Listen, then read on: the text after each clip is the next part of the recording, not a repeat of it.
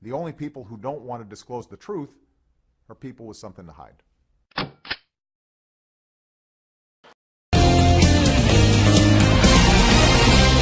Hi, I'm Bill O'Reilly. Thanks for watching us tonight. Is America still the land of opportunity? That is the subject of this evening's Talking Points memo. As alert Americans well know, President Obama is trying to fundamentally change the USA. He sees our system as basically unfair and wants to provide more services and money to those who don't have very much.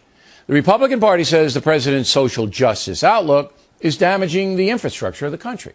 High taxation and high debt are holding back the economy, and the GOP believes Mr. Obama is creating a nation at war with itself, the affluent versus the non-affluent. Over the weekend, Senator Ted Cruz of Texas, a conservative, delivered a very emotional speech at CPAC. My father came from Cuba. He had been imprisoned, he'd been tortured in Cuba, and he came to Texas with nothing, with $100 in his underwear, didn't speak a word of English.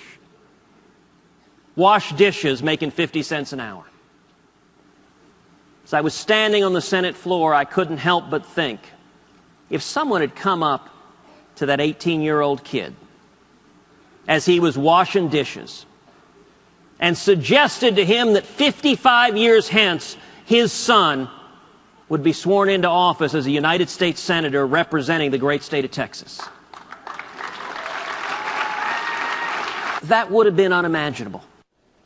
Now, Mr. Cruz says his dad made it on his own without government assistance. He worked hard, he provided for his family, and now his son has achieved the American dream.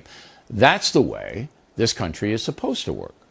But President Obama himself has a very compelling story to tell. His father abandoned him. He was raised primarily by his maternal grandparents in Hawaii. He had few resources.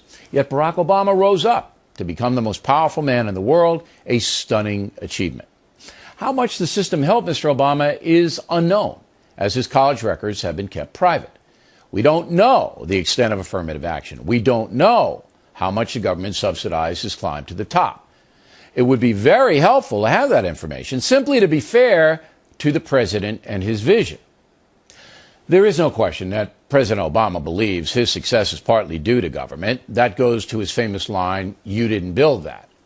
So the battle lines are now drawn between Senator Cruz, who believes in the free market and small government, and President Obama, who wants the government to partially regulate the economy and is trying to impose a giant colossus in Washington. That's the struggle that we, the American people, are enduring right now. In the end, there will be no compromise. One side or the other is going to have to prevail. And that's a memo. Now, and background checks, I guess to learn more about a person's thinking and associations and intentions. More background checks. Dandy idea, Mr. President. Should have started with yours.